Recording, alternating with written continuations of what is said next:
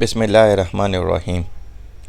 अगर आप अपने मोबाइल में अक्टूबर 1582 का कैलेंडर निकाल लेंगे तो यकीनन आप दंग रह जाएंगे। अक्टूबर 1582 का महीना महज 21 दिन का है और इसमें 10 दिन कम है, और इस महीने में 4 तारीख के बाद फ़ौरन 15 तारीख आता है और दरमियान के दिन बिल्कुल गधे के सर से सींगों की तरह गायब हैं।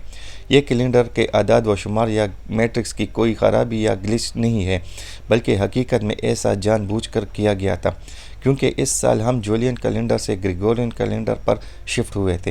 ये कैलेंडर हम अभी भी इस्तेमाल कर रहे हैं और इसे पॉप ग्रेगोरी अष्टम ने इसी साल मुतारिफ इंग्लैंड और इसके ज़ेर इंतज़ाम कॉलोनियों में नाफिज करवाया था। बाद में दूसरे ममालिक जैसे पुर्तगाल, यूनान, इटली, स्पेन, तुर्की वगैरह ने इसको अपनाया। साल में 2 दिन ऐसे होते हैं जिनमें दिन और रात की लंबाई बराबर होती है।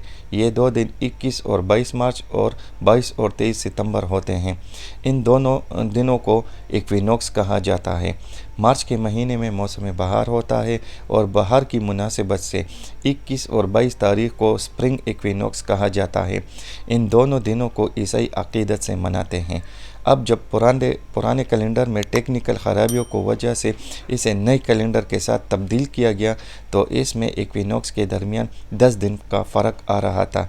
इस फ़र्क को ख़त्म करने के लिए अक्टूबर के महीने से 10 दिन काटे गए और यूं ये कैलेंडर मेजर एस्ट्रोनॉमिकल इवेंट्स के साथ हम आहंग हो गया। इससे पहले जूलियन कैलेंडर नाफिजुल अमल था, जो कि 45 कबली मसीह में रोम के शहंशाह जूलियस सीज़र ने राइज किया था।